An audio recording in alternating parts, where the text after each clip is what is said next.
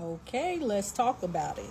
So I was just in someone's live today, and she was like, growing up, when you were little, everyone used to say, oh, wait for marriage, wait for marriage. And she was like, wait for marriage for what? Because even in marriage, you are not safe.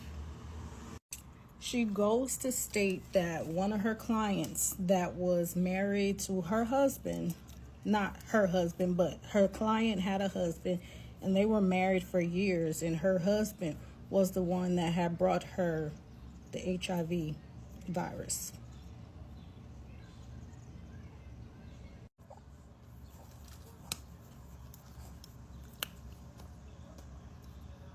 That's a lot to unpack. So my first husband gave me HIV, and he knew about it, and he got away with it. And this is why.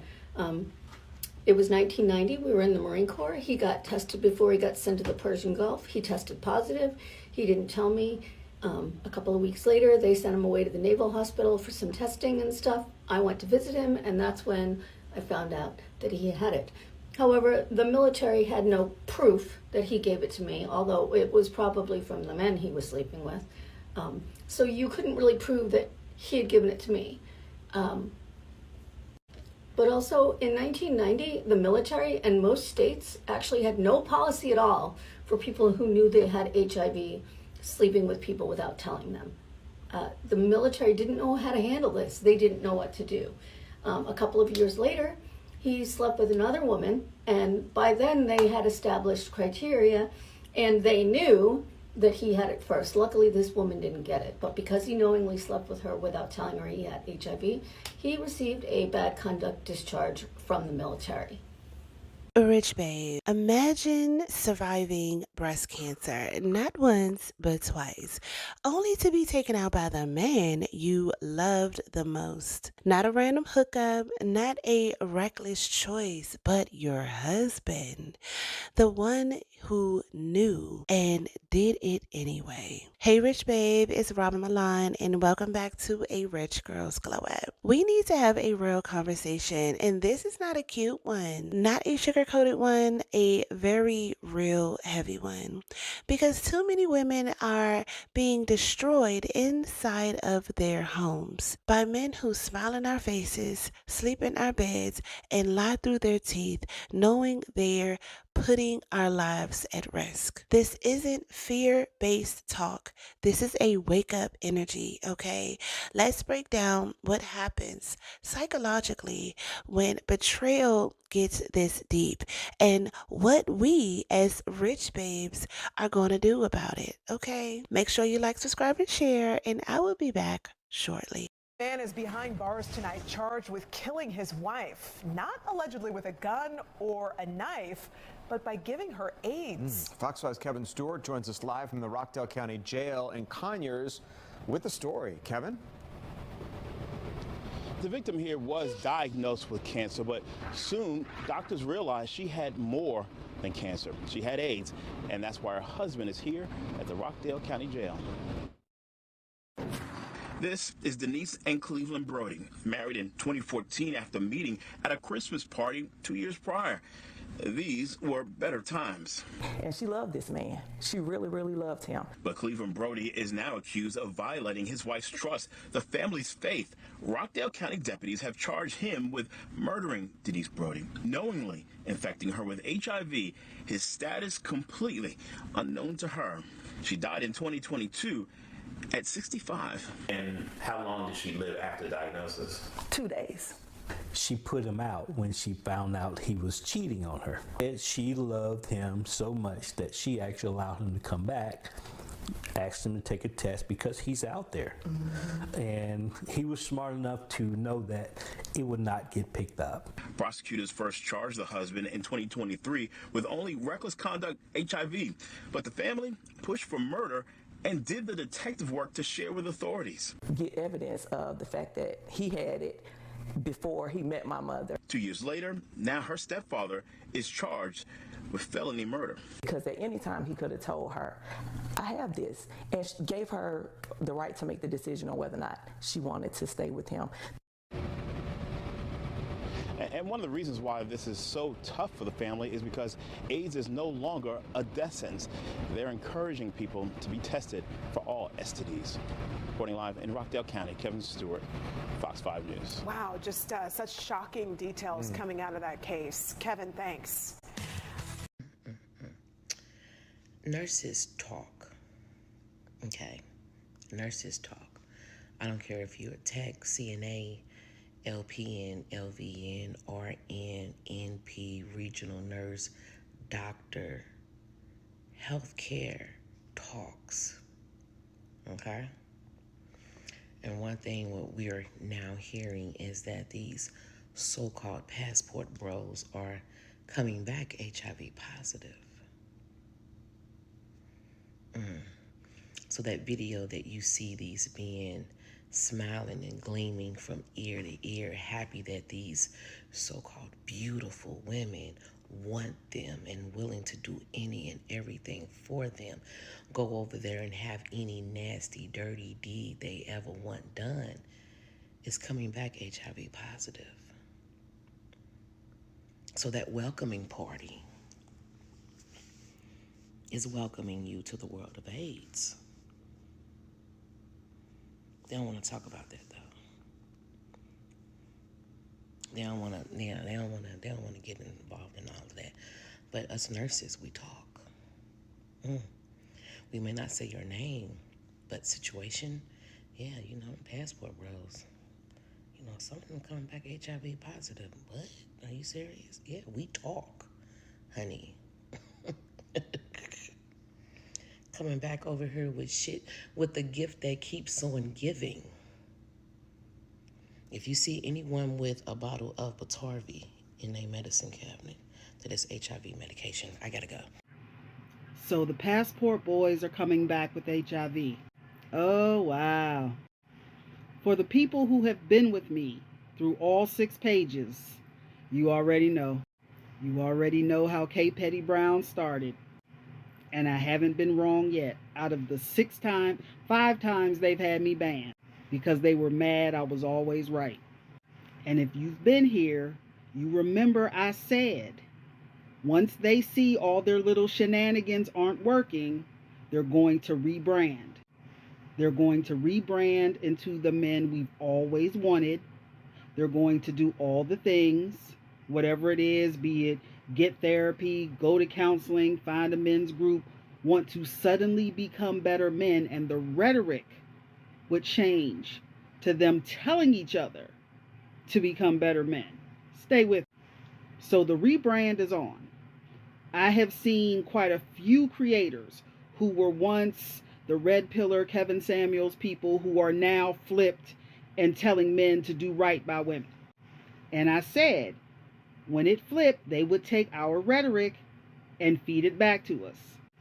And now it's coming full circle because the ones who could go over there went over there, wherever there is, kept going back, picked up HIV, and now they're coming back to rebrand for the black woman and pass it on to black women. And watch this, watch this. They're going to see it as a punishment for us not being there where they felt we should be, for us not submitting, for us not being subjugated. They're going to see this as a punishment for us not behaving in the first place. Because had we just submitted and been be traditional, all that stuff that they claimed they wanted us to be, had we just did that in the first place, none of this will be happening. In other words, they're going to take their nonsense, their consequences, and try to turn them back around and make them our fault. Move accordingly. This woman from Arizona was married to this obese man for 5 years. This man had all kind of health issues and he was battling depression. If this man kept eating the way he was eating, the doctor told him he would die. He had too many health issues. His wife started cooking for him every night to make sure he eat healthy. His wife started exercising with him on a daily basis. It wasn't easy because the husband walked very slow, but she did it every day. The husband was 500 pounds before he started his weight loss journey. In 3 years' time, he lost 200 pounds. His health did a 360. The doctor was able to take him off a lot of medication he was on. When he started feeling better and looking better in clothes, he started feeling better about himself. And he started cheating on his wife. And when he started cheating on his wife, he caught HIV and he passed it to his wife. Let me explain. The husband and the wife met 6 years ago. The husband worked at Popeye's Chicken. He was a manager, and the wife was a school teacher. Before they got married, a couple times a week, when the wife didn't feel like cooking, she would stop at Popeye's Chicken. Every time she stopped at Popeye's Chicken, the manager, her soon-to-be husband, will always take his shot. He will always offer her free chicken. He will always call her beautiful and ask could he take her out on a date. The wife will always laugh and say she's not in the market for a man, but when she's ready, she'll let him know. So one Friday evening when the teacher got out of school, she went to Popeye's Chicken and the manager tried to take his shot like he normally do. The manager got the surprise of a lifetime. The teacher said she didn't want no chicken. She wants some real food, and they end up going out that night. They end up going out to eat and going to the movies. The teacher really liked this man. He had a very good character. They started talking on the phone all the time, went on many more dates. They end up getting married 8 months later, and the rest is history. When they got married and moved in together, the wife noticed the husband had a lot of health issues, like diabetes, high blood pressure, and many other health issues. He was taking a lot of medication. Before they got married, the husband would eat Popeye's Chicken every night because he can eat chicken for free, and that took a toll on his health. His health was so bad, it was painful for him to go to work. His blood circulation was terrible.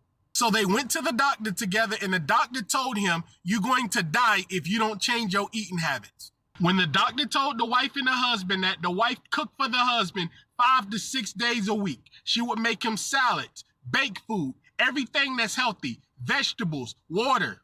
In 3 years' time, this man lost 200 pounds. But everything changed in their marriage when the wife traveled. The wife would travel sometime on spring break or whenever she get a break from school. The husband would stay and work at Popeye's Chicken. He couldn't get that much time off.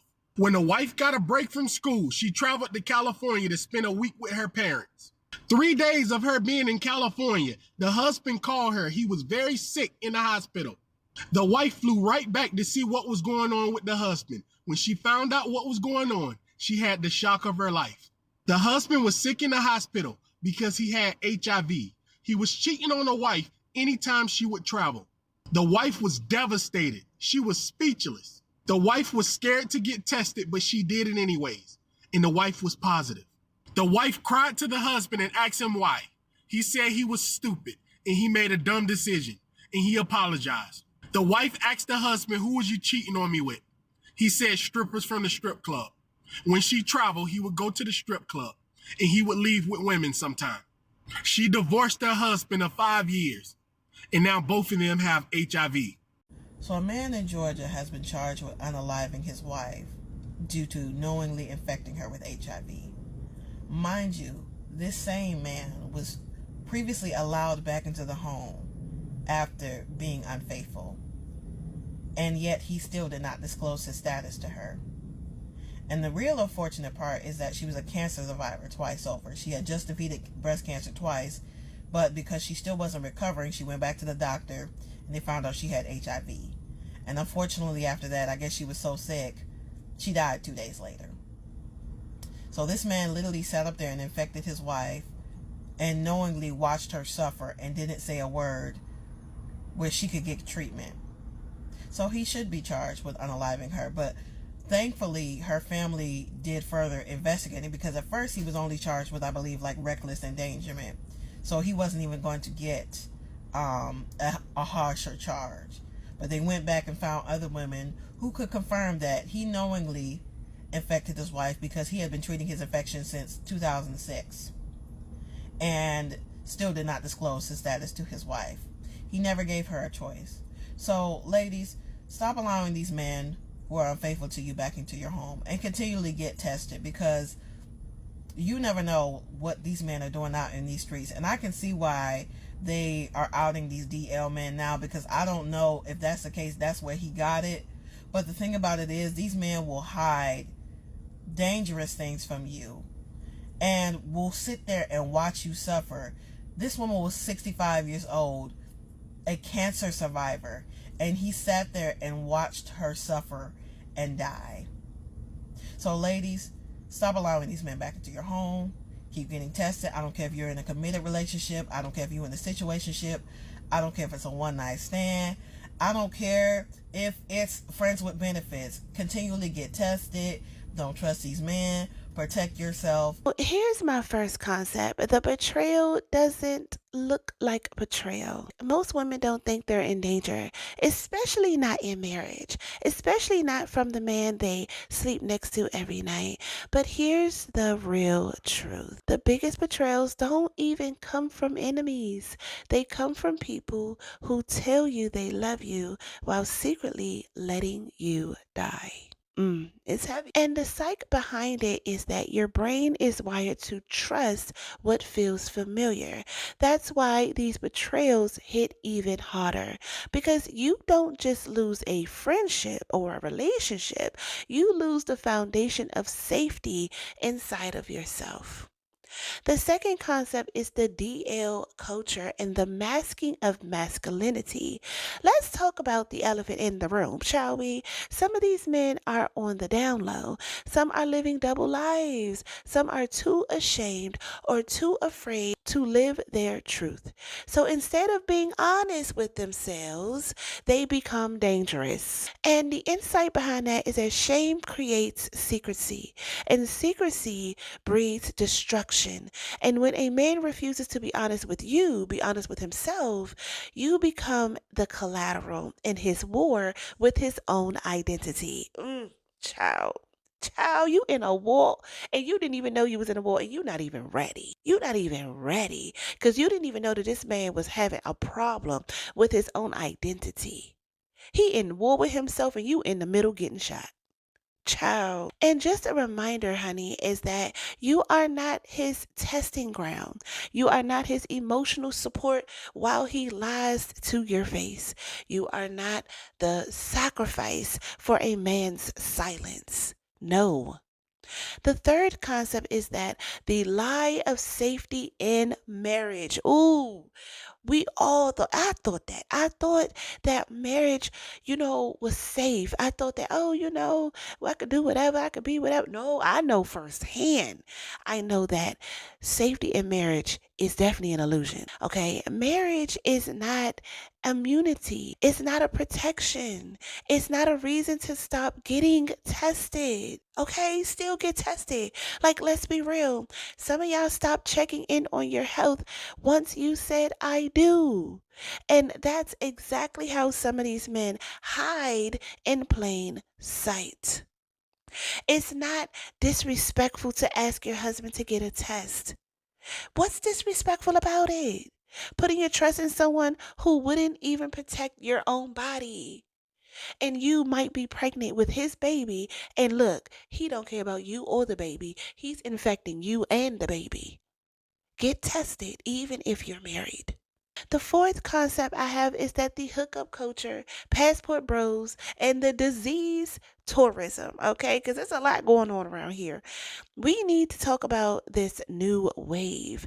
Men flying overseas, living recklessly, doing unprotected things in the silence, then coming back home and sleeping with the women, wives, girlfriends, baby mamas, side chicks, without saying a word or where that D been. Okay. And the psych behind that is that this isn't just casual cheating. This is psychological detachment. When a man no longer values your life, he will definitely risk it and still call it love. Oh my God, let's sink that in. He don't love you, girl. My goodness. The fifth concept is why communication isn't optional. It's life or death. Communicate. Open your mouth. Say something. Okay, you can't just be pretty soft and submissive and not speak up. If he can't have a real conversation about his past, his testing history, or his behavior, then he can't have access to your body, period. Listen, the psychology of silence. When women are socialized to avoid rocking the boat, okay? Like, oh, don't make him angry.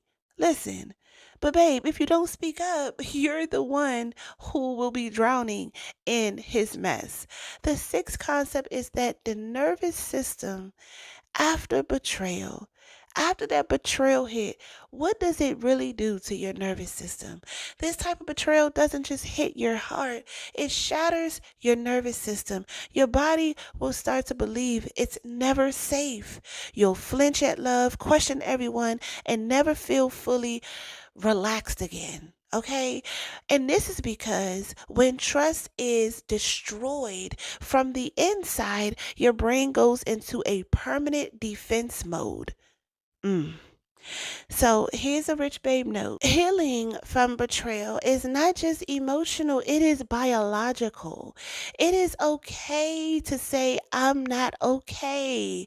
I need to rebuild from scratch. It is okay. Stop jumping from relationship to relationship. Oh my God, we'll talk about that another day. But I'm just saying, you can't heal from one trauma and by jumping into another relationship. Go sit down somewhere. Go get you a cup of coffee and some tea or something and sit in silence because that betrayal really hit you hard and you really need to sit and reset and focus on healing. And my last concept is concept number 7, which is how to protect your life without apologizing.